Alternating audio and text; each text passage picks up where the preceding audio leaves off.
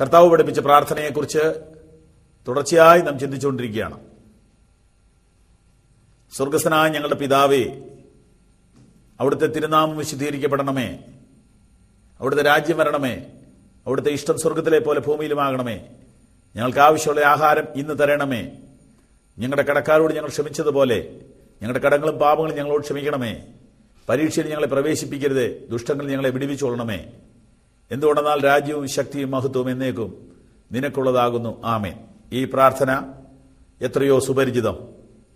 ഈ പ്രാർത്ഥനയെക്കുറിച്ച് അനേക ദിവസങ്ങളായി നാം ഒരുമിച്ച് പഠിക്കുകയാണ്. കേവലം പ്രസംഗമല്ല, നാം ഒരുമിച്ച് പഠിക്കുകയാണ്. ഈ പ്രോഗ്രാം അറ്റൻഡ് ചെയ്യുന്ന പല പ്രിയപ്പെട്ടവര് നേരിട്ടും ടെലിഫോണിലൂടെയും പറഞ്ഞു, അവർ വളരെ നന്നായി ബൈബിൾ തുറന്നു വെച്ച് ഈ പഠനത്തിൽ പങ്കെടുക്കുന്നുണ്ടെന്ന്.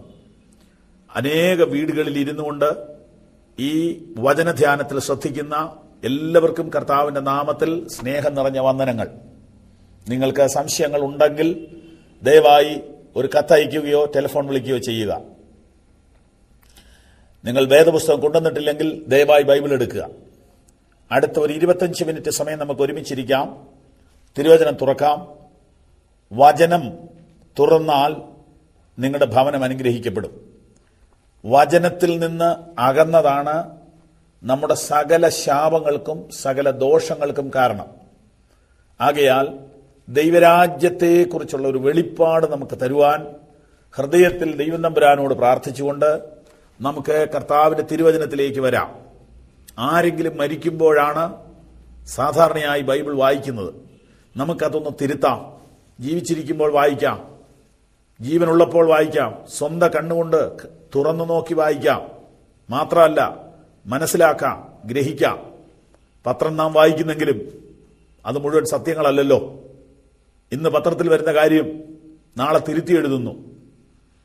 അടുത്ത ആഴ്ചയിൽ വേറൊരു വാർത്ത വരുമ്പോൾ ഇതിനെ ഗണ്ണിക്കുന്നു. കഴിഞ്ഞ 2 മാസത്തെ പത്രം അടുക്കി വെച്ച് വായിച്ചാൽ എത്രയെത്ര ഊഹാപോഹങ്ങളും ധാരണകളും തിരുത്തപ്പെടുന്നു എന്ന് നമുക്ക് മനസ്സിലാവും. എന്നാൽ വർഷങ്ങളായിട്ട് തിരുത്താത്ത ഈ തിരുവചനം നാം എന്തുകൊണ്ട് വായിച്ചില്ല എന്ന കുറ്റം നമ്മുടെ മേൽ വരാതിരിക്കേണ്ടതിന് നമുക്ക് ശ്രദ്ധിക്കാം. വിശേഷാൽ നാം വർഷങ്ങളായി ചൊല്ലിക്കൊണ്ടിരിക്കുന്ന ഈ പ്രാർത്ഥന ഗ്രഹിച്ചില്ല എന്ന കുറ്റം നമ്മുടെ തലയിൽ നിന്ന് മാറിപ്പോകേണ്ടതിന് നമുക്ക് ഗ്രഹിക്കാൻ ശ്രമിക്കാം. ഒടുവിലത്തെ ഭാഗത്തേക്ക് നമുക്ക് പ്രവേശിക്കാം. കർത്താവ് പഠിപ്പിച്ച പ്രാർത്ഥനയുടെ ഒടുവിലത്തെ വാചകം വായിക്കാം. മത്തായി സുവിശേഷം 6-ാം അധ്യായം 13-ാം വാക്യം. പുതിയ നിയമത്തിലെ 6-ാമത്തെ പേജ് 13-ാമത്തെ വാക്യം. രാജ്യവും ശക്തിയും മഹത്വവും എന്നേക്കും നിനക്കുള്ളതല്ലോ. ആമേൻ. പ്രാർത്ഥിക്കാം. സ്വർഗസ്ഥനായ ഞങ്ങളുടെ പിതാവേ, അവിടുത്തെ വചനം പഠിക്കുവാൻ തന്ന അവസരത്തിനായിട്ട് സ്തോത്രം. ഗ്രഹിപ്പാനുള്ള കൃപ തരണമേ. ഇപ്പോൾ ഈ വചനം ശ്രദ്ധിക്കുന്ന എല്ലാ മക്കൾക്ക് വേണ്ടിയും യേശു കർത്താവിന്റെ നാമത്തിലടിയൻ പ്രാർത്ഥിക്കുന്നു. എല്ലാ തടസ്സങ്ങളെയും എല്ലാ അന്യചിന്തകളെയും മാറ്റണമേ. തിരുവചനത്തിന്റെ നിർമ്മല സത്യങ്ങളെ ഗ്രഹിക്കുവാൻ ദൈവത്തിന്റെ ആത്മാവ് സഹായിക്കണമേ. തടസ്സമായി പോരാടുന്ന പൈശാചിക ചിന്തകളെ, പോരുകളെ, തടസ്സങ്ങളെ യേശു കർത്താവിന്റെ നാമത്തിൽ നിർവീര്യമാക്കുന്നു. ഞങ്ങളെ ഒരുമിച്ച് അനുഗ്രഹിക്കണമേ, യേശുവിൻ നാമത്തിൽ തന്നെ. നമ്മൾ ചിന്തിച്ചുകൊണ്ടിരിക്കുന്ന വചനം കർത്തൃപ്രാർത്ഥന എന്ന് വിശേഷിപ്പിക്കുന്ന ഈ പ്രാർത്ഥനയുടെ ഒടുവിലത്തെ വാചകമാണ്. നമുക്ക് നോക്കാം. രാജ്യവും ശക്തിയും മഹത്വവും എന്നേക്കും നിനക്കുള്ളതാകുന്നു. ആമേൻ.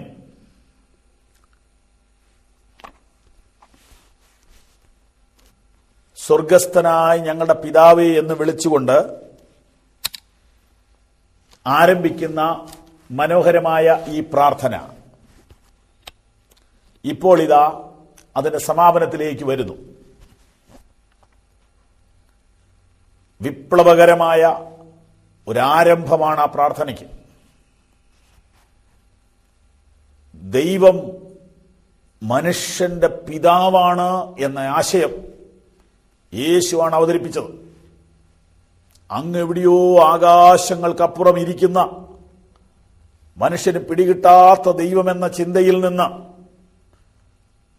ഡാഡി എന്ന് വിളിക്കാൻ, ദൈവത്തെ ഡാഡി എന്ന് വിളിക്കാനുള്ള പരമാധികാരം തരുന്ന വിപ്ലവകരമായ ഒരു ആരംഭമാണ് ഈ പ്രാർത്ഥനയ്ക്ക് മിശിഹാ തമ്പുരാൻ തന്നിരിക്കുന്നത്. ആരംഭം പോലെ തന്നെ അതിമനോഹരമാണ് ഈ പ്രാർത്ഥനയുടെ അവസാനം. ഈ പ്രാർത്ഥനയുടെ ആദ്യത്തെ അധ്യായങ്ങളിൽ നാം ഇങ്ങനെ വായിച്ചു, നിന്റെ രാജ്യം വരണമേ. അവസാനിപ്പിക്കുമ്പോൾ ഇങ്ങനെ പ്രാർത്ഥിക്കുന്നു, രാജ്യവും ശക്തിയും മഹത്വവും നിനക്കുള്ളതല്ലോ. എത്ര മനോഹരമായ സമാപനം! അവിടുത്തെ രാജ്യം വരണമേ എന്ന് പ്രാർത്ഥിച്ചു തുടങ്ങിയ ഭക്തൻ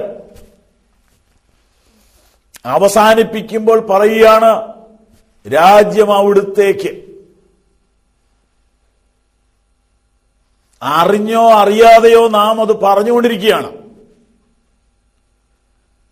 എന്താണ് രാജ്യം? 3 വാക്കാണ് അവിടെ. Kingdom, power, glory. രാജ്യം, ശക്തി, മഹത്വം. ചിന്തിക്കേണ്ട വാക്കുകൾ, പഠിക്കേണ്ട വാക്കുകൾ. ഒരു പക്ഷേ കർത്തൃപ്രാർത്ഥന ഉറക്കം തൂക്കി ചൊല്ലുമ്പോ ഒടുവിലത്തെ ഈ 3 തിരിയാറ് പോലുമില്ല. അതെ, ഞാൻ മറ്റാരുടെയും കാര്യമല്ല പറഞ്ഞത്. ഞങ്ങളെയൊക്കെ വീട്ടിലെ പണ്ടത്തെ കഥയാണ് പറഞ്ഞത്. വൈകുന്നേരത്തെ ക്ഷീണിച്ചൊക്കെ വരുമ്പോ നിർബന്ധിച്ച് അത് പ്രാർത്ഥിക്കാതെ കിടക്കാൻ പറ്റില്ലാത്തത് കൊണ്ട് പ്രാർത്ഥിക്കുമ്പോ ഒടുവിലേക്ക് വരുമ്പോൾ രാജ്യശക്തി മഹത്വമൊക്കെ ശ്രദ്ധിക്കാത്ത വാക്കുകളാണ്.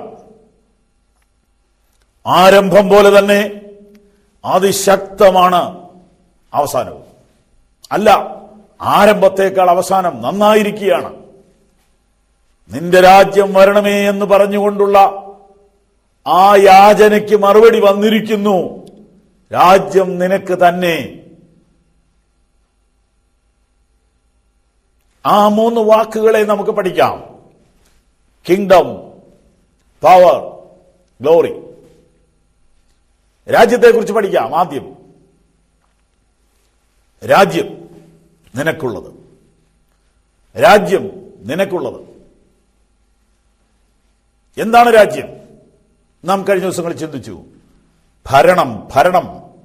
നിന്റെ രാജ്യം വരണമേ എന്നൊരു ഭക്തൻ പ്രാർത്ഥിക്കുമ്പോൾ അർത്ഥം എന്താണ്? നീ എന്നെ ഭരിക്കണമേ.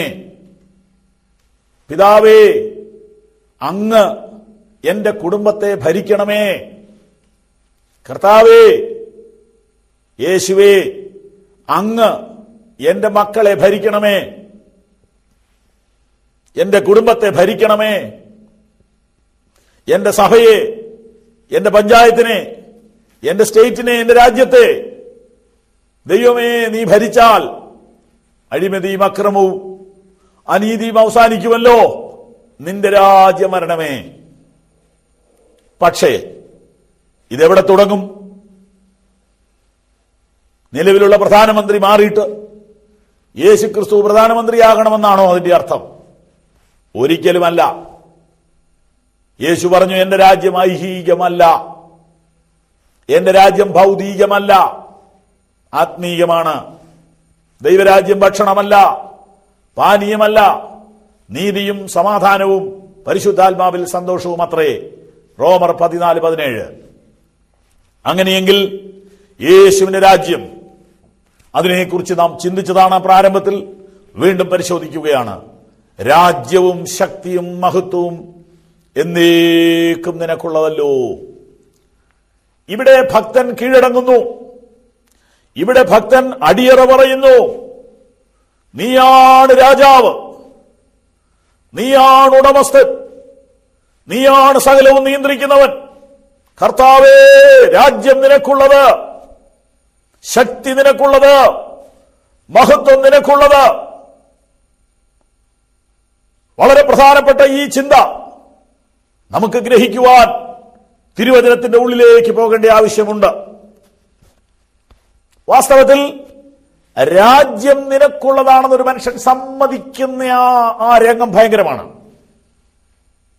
ഈ പ്രാർത്ഥന യേശു പഠിപ്പിക്കുമ്പോൾ നമ്മൾ കാര്യങ്ങൾ ഗ്രഹിച്ച് മുന്നോട്ട് വന്നാൽ പ്രാർത്ഥനയുടെ ഒടുവിൽ അവൻ വീഴുകയാണ്. പ്രാർത്ഥനയുടെ ഒടുവിൽ അവൻ സാഷ്ടാംഗ പ്രണാമം നടത്തുകയാണ്. സൃഷ്ടാവിന്റെ മുൻപിൽ, ഉടമസ്ഥന്റെ മുൻപിൽ, ജീവൻ തന്നവന്റെ മുൻപിൽ ഈ മനുഷ്യൻ പ്രാർത്ഥനയുടെ ഒടുവിൽ കീഴടങ്ങി മുട്ടുകുത്തി സമ്മതിക്കുന്നു, നിനക്കാണ് ഭരണം, നീയാണ് രാജാവ്. ഈ പ്രഭാതത്തിൽ നമുക്കത് ഏറ്റുപറയാം, നമുക്കത് സമ്മതിക്കാം. നീയാണ് മഹാരാജാവ്. വാസ്തവത്തിൽ ഒരാളുടെ സ്ഥാനത്തെ, അധികാരത്തെ അംഗീകരിച്ചു കൊടുക്കുക എന്ന് പറയുന്നത് ഏത് വിധത്തിലാണ്? ഏത് വിധത്തിലാണ് ഒരാളുടെ സ്ഥാനത്തെ നാം അംഗീകരിക്കുന്നത്? ഇതിനൊക്കെ ചില ചടങ്ങുകളൊക്കെ ഉണ്ടല്ലേ.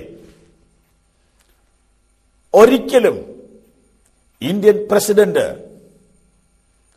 സാധാരണ ഒരാളെ പോലെ നമ്മുടെ വീട്ടിലോട്ട് കയറി വരത്തില്ല. കഴിഞ്ഞ ദിവസം ഇന്ത്യൻ പ്രസിഡന്റിന്റെ ഒരു സുഹൃത്തിന്റെ വീട്ടിൽ വരുന്ന കാര്യം അദ്ദേഹം പറഞ്ഞത് പത്രത്തിൽ വായിച്ചു. എനിക്കങ്ങനെ വരാൻ പറ്റില്ല, ഞാൻ അങ്ങനെ വന്നാൽ പോലീസിനെ കൊണ്ട് നിങ്ങൾ ബുദ്ധിമുട്ടും. അപ്പൊ ഇതിനൊക്കെ ചില ചടങ്ങുകളുണ്ടല്ലേ. ഒരാളുടെ സ്ഥാനത്തെ നാം അംഗീകരിക്കുക എന്ന് പറയുന്നതിന് ഭൂമിയിൽ കാണുന്ന ജാടകളൊന്നും ദൈവം ഇഷ്ടപ്പെടുന്നില്ല. പക്ഷേ അംഗീകരിക്കൽ എപ്പോഴും അംഗീകരിക്കൽ തന്നെയാണ്. ദൈവത്തിന്റെ രാജത്വത്തെ, ഭരണത്തെ, അധികാരത്തെ അംഗീകരിച്ചു കൊടുക്കുക. ഇത് എന്താണ്, എങ്ങനെയാണ്? കർത്താവേ, രാജ്യം നിനക്ക് എന്ന് പറഞ്ഞാൽ ഭരണം നിനക്ക്, നിയന്ത്രണം നിനക്ക്, ഉത്തരവാദിത്വം നിനക്ക്. ഞങ്ങൾ നിന്റെ മുൻപിൽ വീഴുന്നു. ഞങ്ങളുടെ വാഹനം, ഞങ്ങളുടെ മക്കൾ, ഞങ്ങളുടെ കൃഷി, ഞങ്ങളുടെ സമ്പത്ത്, ഞങ്ങളുടെ ആരോഗ്യം എല്ലാം നിന്റെ മുമ്പിൽ വെക്കുന്നു. നീ തന്നതല്ലാതെ ഞങ്ങൾക്കൊന്നുമില്ല. ഒരു കൃഷി പാട്ടത്തിനെടുത്തയാള് അതിന്റെ പാട്ടം കൊണ്ട് കൊടുക്കുമ്പോൾ അർത്ഥം എന്താണ്? ഈ ഭൂമി അങ്ങയുടേതാണ് എന്ന് സമ്മതിക്കുകയാണ്. വാസ്തവത്തിൽ രാജ്യം നിനക്കുള്ളത് എന്നൊരു മനുഷ്യൻ സമ്മതിക്കുമ്പോൾ അത് വലിയ വലിയ ഒരു സമ്മതമാണ്. ഈ കാര്യം വിശദീകരിച്ച് പഠിക്കുവാൻ എൻ്റെ മാന്യ ശ്രോതാക്കൾ വളരെ താല്പര്യത്തോടെ വചനം ശ്രദ്ധിക്കുന്നുണ്ടെന്ന് എനിക്ക് അറിവുള്ളതിനാൽ രാജ്യത്വം അംഗീകരിക്കുന്നതിൻ്റെ ഒരു സ്റ്റെപ്പ്, ഒരു സാധാരണ നടപടി തിരുവചനത്തിൽ നിന്ന് നമുക്ക് നോക്കാം. രാജ്യത്വം അംഗീകരിച്ചു കൊടുക്കുക. നോക്കാം, പുസ്തകം തുറക്കാം. ഇപ്പോൾ നാം വായിക്കുന്നത് പഴയ നിയമത്തിൽ നിന്നാണ്. ദാനിയേൽ പ്രവാചകന്റെ പുസ്തകം 4-ാം അധ്യായം നമുക്കെടുക്കാം. ദാനിയേൽ പ്രവാചകന്റെ പുസ്തകം 4-ാം അധ്യായം 1-ാം വാക്യം ഞാൻ വായിക്കുന്നു. നെബൂഖദ്നേസർ രാജാവ് സർവ്വഭൂമിയിലും പാർക്കുന്ന സകല വംശങ്ങൾക്കും ജാതികൾക്കും ഭാഷക്കാർക്കും എഴുതുന്നത്, നിങ്ങൾക്ക് ശുഭം വർദ്ധിച്ചു വരട്ടെ. അത്യുന്നതനായ ദൈവം എങ്കിൽ പ്രവർത്തിച്ച അടയാളങ്ങളും അത്ഭുതങ്ങളും പ്രസിദ്ധമാക്കുന്ന നന്നെന്ന് എനിക്ക് തോന്നിയിരിക്കുന്നു. അവന്റെ അടയാളങ്ങൾ എത്ര വലിയവ, അവന്റെ അത്ഭുതങ്ങൾ എത്ര ശ്രേഷ്ഠമായവ. അവന്റെ രാജ്യത്വം എന്നേക്കുമുള്ള രാജ്യത്വവും അവന്റെ ആധിപത്യം തലമുറ തലമുറയോളം ഉള്ളതും ആകുന്നു. നെബൂഖദ്നേസർ എന്ന ഞാൻ എന്റെ അരമനയിൽ സ്വൈര്യമായും എന്റെ രാജധാനിയിൽ സുഖമായും വസിച്ചിരിക്കുമ്പോൾ ഒരു സ്വപ്നം കണ്ടു. അതുനിമിത്തം കിടക്കയിൽ ഭയപ്പെട്ട് കിടക്കയിൽ വെച്ച് എനിക്കുണ്ടായ നിരൂപണങ്ങളാലും ദർശനങ്ങളാലും വ്യാകുലപ്പെട്ടു. ഈ ഒരു നീണ്ട പേജ് മുഴുവനും ഇങ്ങനെയൊരു ചെറിയ പ്രോഗ്രാമിൽ വായിച്ചു തീർക്കാൻ പറ്റില്ല. എന്റെ ശ്രോതാക്കളിൽ ബൈബിളില്ലാത്ത ആരെങ്കിലും ഉണ്ടോ? ഉണ്ടെങ്കിൽ വിവരം അറിയിക്കണം. ബൈബിൾ ഉണ്ടെങ്കിൽ ദാനിയേൽ പ്രവചനം എന്നൊരു പുസ്തകം അതിനകത്തുണ്ട്. പഴയ നിയമത്തിൽ നിന്ന്, അതായത് ആദ്യം തൊട്ട്, പേജ് നമ്പർ ആദ്യം തൊട്ട് 1 തുടങ്ങിയാൽ 844 പേജിലാണ്. 844 844. ആ പേജ് എടുത്തിട്ട് 4-ാം അധ്യായം 1 മുതൽ മുഴുവൻ അങ്ങ് വായിക്കണം. അതിനകത്ത് ഒരുപാട് വാക്യങ്ങളുണ്ട്. 37 വാക്യമുണ്ട്. ഏറെക്കുറെ 2 പേജ് കൂടുതലുണ്ട്. ഇവിടെ ഒരു സംഭവമാണ് വിവരിച്ചിരിക്കുന്നത്. സംഭവം നടന്നു കഴിഞ്ഞ് ആ കാര്യം വിശദമായിട്ട് എഴുതിയിരിക്കുകയാണ്. ഏതാണ് രാജ്യം? ഇറാഖാണ്. ആരാണ് രാജാവ്? നെബൂഖദ്നേസർ. ചരിത്രത്തിൽ അങ്ങനെ ഒരാളുണ്ടായിരുന്നല്ലോ, സങ്കല്പമല്ല, എല്ലാവർക്കും അറിയാം. നെബൂഖദ്നേസർ എന്നൊരു രാജാവ് ബാബിലോൺ സാമ്രാജ്യത്തെ ഭരിച്ചിരുന്നു എന്നുള്ളത് ഹിസ്റ്ററിയാണ്, അല്ല കെട്ടുകഥയല്ല. ഈ നെബൂഖദ്നേസറിന് ഉണ്ടായ ഒരു അനുഭവം ഇവിടെ വിവരിക്കുന്നു. അദ്ദേഹം തന്നെ പറയുകയാണ്, ഞാൻ എനിക്കുണ്ടായ ഒരു അത്ഭുതം നിങ്ങളോട് പറയട്ടെ. അത്യുന്നതനായ ദൈവം എങ്കിൽ പ്രവർത്തിച്ച അടയാളങ്ങളും അത്ഭുതങ്ങളും പ്രസിദ്ധമാക്കുന്ന നന്നെന്ന് എനിക്ക് തോന്നിയിരിക്കുന്നു. അവന്റെ അടയാളങ്ങൾ എത്ര വലിയവ, അവന്റെ അത്ഭുതങ്ങൾ എത്ര ശ്രേഷ്ഠമായവ. അവന്റെ രാജ്യത്വം എന്നേക്കുമുള്ള രാജ്യത്വവും അവന്റെ ആധിപത്യം തലമുറയോളം ഉള്ളതും ആകുന്നു. ശ്രദ്ധിച്ചോ നിങ്ങൾ? ബാബിലോണിന്റെ ചക്രവർത്തി അനേക രാജ്യങ്ങൾ ഒരുമിച്ച് ചേർത്ത് സാമ്രാജ്യമാക്കി ഭരിക്കുന്ന ബാബിലോണിന്റെ ചക്രവർത്തിയായ, വലിയ മഹാത്ഭുതങ്ങളൊക്കെ സൃഷ്ടിച്ചിട്ടുള്ള, ലോകം കണ്ടതിൽ ശക്തന്മാരിൽ ഒരാളായ നെബൂഖദ്നേസർ പറയുന്നു, വലിയവനായ ദൈവം എന്നിൽ പ്രവർത്തിച്ചൊരു അത്ഭുതം ഞാൻ നിങ്ങളോട് പറയാം. അവന്റെ രാജ്യത്വം നിത്യരാജ്യത്വം എന്ന് പറഞ്ഞ് അദ്ദേഹം പറയാൻ പോകുന്ന സംഭവം എന്താണെന്നറിയാമോ? അദ്ദേഹം ഒരു സ്വപ്നം കണ്ടു. അദ്ദേഹം മഹാരാജാവായിരിക്കുന്ന കാലത്ത്, അദ്ദേഹം പറയുന്നത് മുഴുവൻ സാധിപ്പിക്കാൻ ദാസന്മാരും ദാസിമാരുമുള്ള ആ കാലത്ത് ആ മനുഷ്യൻ ഒരു സ്വപ്നം കണ്ടു. ആ സ്വപ്നം ഇവിടെ വിവരിക്കുകയാണ്.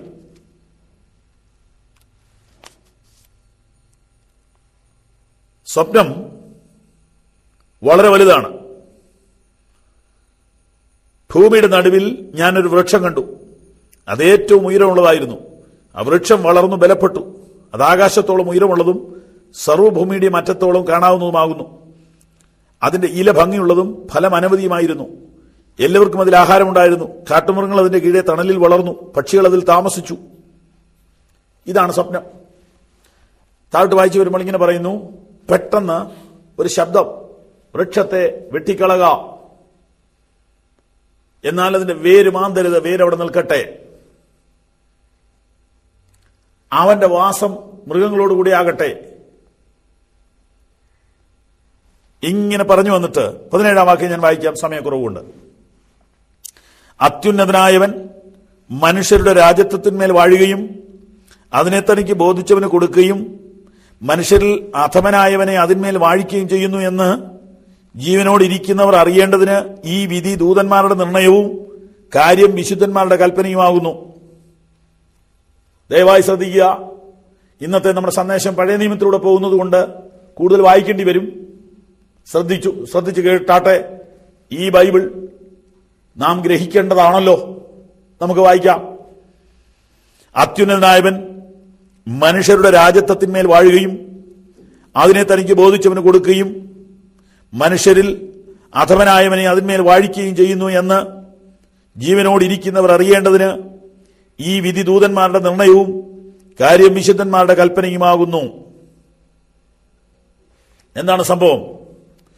അത്യുന്നതനായവൻ മനുഷ്യരുടെ രാജത്വത്തിന്മേൽ വാഴുകയും അതിനെ തനിക്ക് ബോധിച്ചവന് കൊടുക്കുകയും മനുഷ്യരിൽ അധമനായവനെ അതിന്മേൽ വാഴിക്കുകയും ചെയ്യുന്നുവെന്ന് ജീവനോടിരിക്കുന്നവർ അറിയേണ്ടതിന് ഈ വിധി ദൂതന്മാരുടെ നിർണയം. ഏത് പുസ്തകം പഠിക്കാൻ ആഗ്രഹിക്കുന്നവർ ദാനിയേൽ പ്രവചനം പല പ്രാവശ്യം വായിക്കണം. അപ്പോൾ നാം ഇന്നുവരെ അറിയാത്ത കുറെ കാര്യങ്ങൾ ഇതിനകത്ത് കിടപ്പുണ്ട്. ദാനിയേൽ പ്രവചനം ഭാവികാല വിഷയങ്ങളുടെ പുസ്തകമാണ്. ദാനിയേൽ എന്ന വാക്കിന്റെ അർത്ഥം ദൈവം എന്റെ ന്യായാധിപതി. ഈ ലോകത്തിന്റെ യഥാർത്ഥ ഭരണാധിപൻ ദൈവം തമ്പുരാനാണെന്നും അത് എന്ന് അക്ഷരാർത്ഥത്തിൽ വെളിപ്പെടുമെന്നും പ്രവചിച്ചിരിക്കുന്ന പുസ്തകമാണ് ദാനിയേൽ പ്രവചനം.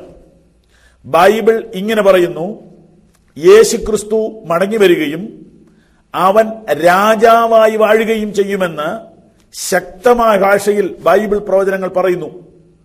അതിനുവേണ്ടി ഒരുക്കുകയുമാണ് സുവിശേഷ പ്രസംഗത്തിലൂടെ ദൈവദാസന്മാർ ചെയ്യേണ്ടത്.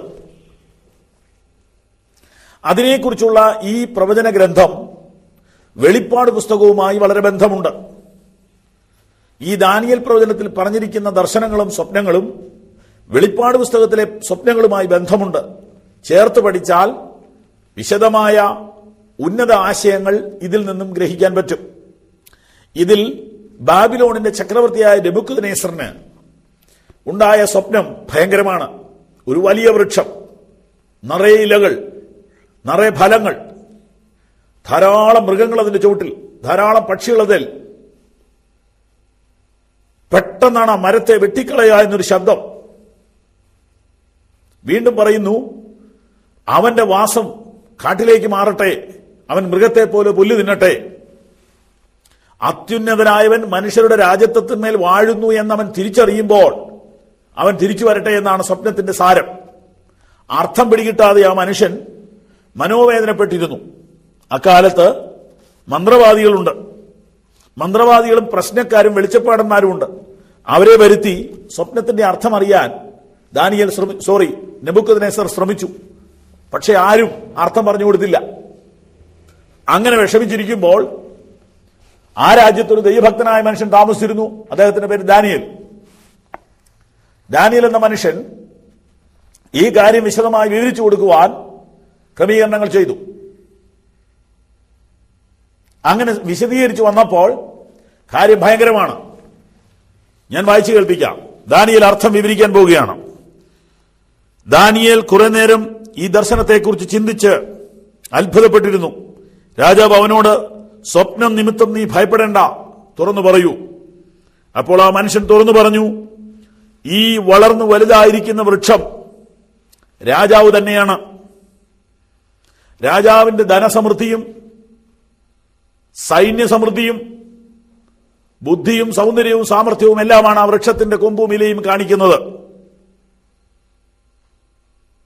രാജാവേ, ഇതിന്റെ അർത്ഥം ഇതാണ്: എന്റെ യജമാനായ രാജാവിന്റെ മേൽ വരുന്ന അത്യുന്നതനായവന്റെ വിധി ഇത് തന്നെ. തിരുമേനിയെ മനുഷ്യരുടെ ഇടയിൽ നിന്ന് നീക്കി മൃഗങ്ങളുടെ ഇടയിലേക്ക് മാറ്റും. ഞാൻ ഈ സ്വപ്നം മുഴുവൻ വിവരിക്കാതെ ഒരു സത്യം അങ്ങ് പറഞ്ഞ് ഇന്നത്തെ സന്ദേശത്തിന്റെ ഒടുവിലേക്ക് വരാം. നെബൂഖദ്നേസറിനെ പോലെ തന്റെ ഇടമുള്ള, അഹങ്കാരമുള്ള, സമ്പത്തുള്ള, സൗകര്യമുള്ള, സ്വാധീനമുള്ള അധികം ആളുകൾ ഭൂമിയിൽ ജനിച്ചിട്ടില്ല. ഇന്നൊക്കെയുള്ള പ്രസിഡന്റന്മാര്, അമേരിക്കൻ പ്രസിഡന്റോ അതുപോലെ ഉയർന്ന സ്ഥാനത്ത് നിൽക്കുന്ന ആരെങ്കിലും തനിക്ക് തോന്നിയത് മുഴുവൻ ചെയ്യാമെന്ന് വിചാരിച്ചാൽ നടക്കില്ല. കാരണം ചോദ്യം ചെയ്യാൻ മറ്റു മന്ത്രിമാർക്കും ജനങ്ങൾക്കും അവകാശമുള്ള ഒരു കാലത്താണ് ഇന്ന് രാജാക്കന്മാരോ പ്രസിഡന്റുമാരോ നിൽക്കുന്നത്. എന്നാൽ നെബൂഖദ്നേസറിനെ പോലെയുള്ള ആളുകൾക്ക് ചോദ്യം ചെയ്യാൻ ആരും ഇല്ലായിരുന്നു. അവരെ ചോദ്യം ചെയ്യാൻ പാടില്ലായിരുന്നു. അക്കാലത്ത് അദ്ദേഹം ഒരർത്ഥത്തിൽ പറഞ്ഞാൽ ശരിയായി അഹങ്കരിച്ച് ജീവിക്കുമ്പോൾ, പക്ഷേ അത് അഹങ്കാരമാണെന്ന് അയാൾ അറിയുന്നില്ല.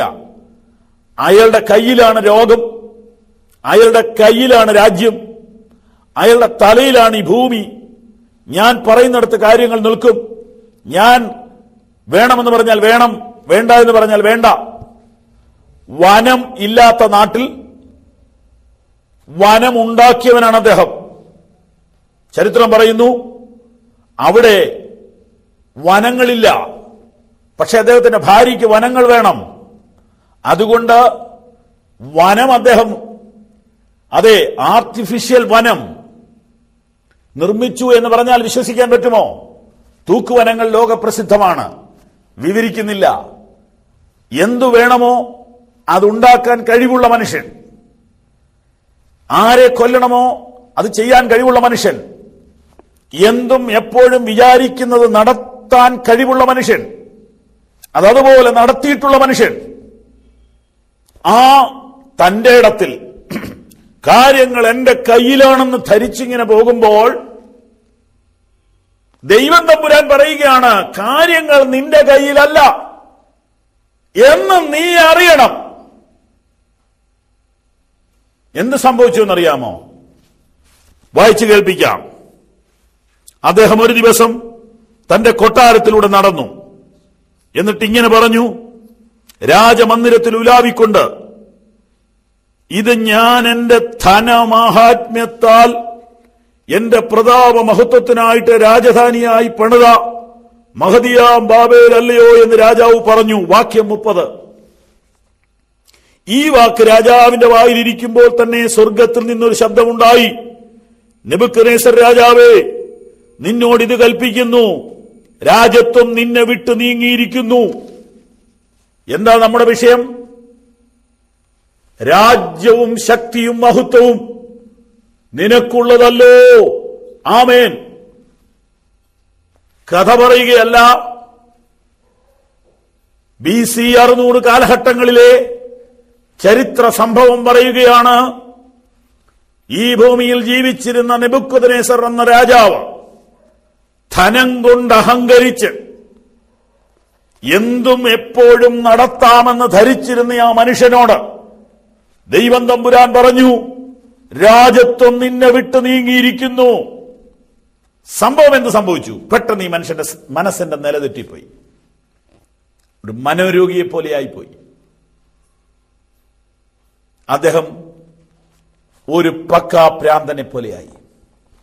ഈ ബസ് സ്റ്റാൻഡിലും ഓടയിലും ഒക്കെ കിടക്കുന്ന, കുളിക്കാതെ, മുടി വെട്ടാതെ, നഖം വെട്ടാതെ, കാലിലെയും കയ്യിലെയും നഖം നീണ്ട്, താടിയും തലയും നീണ്ട്, ജട പിടിച്ച്, ഒരസുഖവും വരാതെ ഇങ്ങനെ റോഡിൽ കൂടെ നടക്കുന്ന, കിട്ടുന്നത് തിന്ന്, മൃഗത്തിന്റെ കൂടെ കിടന്ന് ഒക്കെ നടക്കുന്ന സമനില തെറ്റിയ ആളുകളെ കണ്ടിട്ടുണ്ടോ?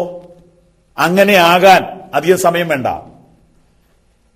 വിശ്വസിക്കാമെങ്കിൽ വിശ്വസിക്കുക. നമ്മുടെ ഈ സമനില തെറ്റാൻ ഒരു സെക്കൻഡ് വേണ്ട. കാര്യങ്ങൾ നമ്മുടെ കൺട്രോളിൽ നിന്ന് പോകാൻ അധികം സമയം വേണ്ട. നടന്നു പോയതിനിടയിൽ ഒരു മിന്നൽ എന്ന് പറഞ്ഞു. അവിടെ ഇരുന്നു. ആൾ തളർന്നുപോയി. 18 കൊല്ലമായിട്ട് കിടക്കുന്നു. ഇങ്ങനത്തെ സംഭവങ്ങൾ ഒന്നല്ല, 100 നമുക്ക് ചുറ്റുമുള്ളത്. നിയന്ത്രണം നമ്മുടെ കയ്യിലല്ല എന്ന് നാം അറിയാൻ വൈകിയിരിക്കുന്നു. എന്താണ് കർത്തൃ പ്രാർത്ഥനയുടെ ഒടുവിൽ? ഒറ്റ വാക്കേ ഇന്ന് ചിന്തിക്കുന്നുള്ളൂ. രാജ്യം നിനക്കുള്ളത്. അർത്ഥം, ഭരണം നിനക്കുള്ളത്. നീയാണ് രാജാവ്, നീയാണ് അധികാരിയെന്ന് ഏറ്റുപറയണമെന്ന് മനസ്സിലായി കാണുമല്ലോ. ഈ ദാനിയേൽ പ്രവചനത്തിലെ സുപ്രധാനമായ വാക്യം ഞാൻ വായിക്കട്ടെ. നിങ്ങൾ ഈ പുസ്തകം വായിക്കണം കേട്ടോ, പ്ലീസ്.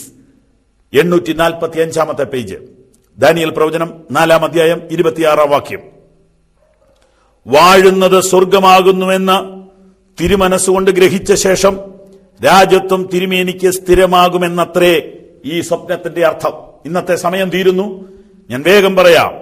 വാഴുന്നത്, ഭരിക്കുന്നത്, നിയന്ത്രിക്കുന്നത് സാക്ഷാൽ സ്വർഗമാണ്, സ്വർഗീയ ഗവൺമെന്റാണ് എന്ന് ഓരോ മനുഷ്യരും ഗ്രഹിക്കണം. അത് ഗ്രഹിച്ച ശേഷം രാജ്യത്വം തിരുമേനിക്ക് സ്ഥിരമാകും. നിങ്ങൾ ശ്രദ്ധിച്ചോ? നെബൂഖദ്നേസറേ, നീയല്ല യഥാർത്ഥ രാജാവെന്ന് നിന്റെ തലയ്ക്കകത്തൊന്ന് കേറിക്കഴിഞ്ഞാൽ നിനക്ക് രാജ്യത്വം തന്നേക്കാം. പ്രിയപ്പെട്ടവരെ, ഈ ഭൂമിയിൽ എനിക്കും നിങ്ങൾക്കും അവിടവിടങ്ങളിൽ ഓരോ പൊസിഷൻ ഉണ്ട്. കുറഞ്ഞ പക്ഷം നിങ്ങൾ വീട്ടിൽ നിങ്ങൾക്കൊരു പൊസിഷൻ ഉണ്ട്. അപ്പൻ, ഭർത്താവ്, അമ്മ, അമ്മായിയമ്മ, ഇതൊക്കെ ഒരു പൊസിഷനാണ്. വല്യമ്മ, കൊച്ചമ്മ, ഇതൊക്കെ ഒരു പൊസിഷനാണ്. പക്ഷേ ദുരുപയോഗം ചെയ്യരുത്. വിനയപ്പെടുക.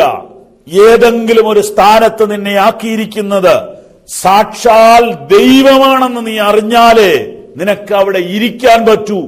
ഇല്ലെങ്കിൽ നിന്റെ കസേരയ്ക്ക് ഗ്യാരണ്ടി ഇല്ലെന്ന് എല്ലാ അധികാരികളും ഓർക്കട്ടെ. ഭരണം, വോട്ട്, പണം, ബലം, ഗുണ്ടായിസം, ഇതുകൊണ്ടൊന്നും ആർക്കും അധികം കാലം നിൽക്കാൻ കഴിയില്ല. രാജ്യം, ശക്തിയും മഹത്വവും നിനക്കുള്ളതാകുന്നു, ആമേൻ എന്ന് പറഞ്ഞ ആ പ്രയർ നിർത്തുമ്പോൾ അർത്ഥം എന്താണെന്നറിയാമോ? പിതാവേ, നീയാണ് രാജാവെന്ന് സമ്മതിക്കുക.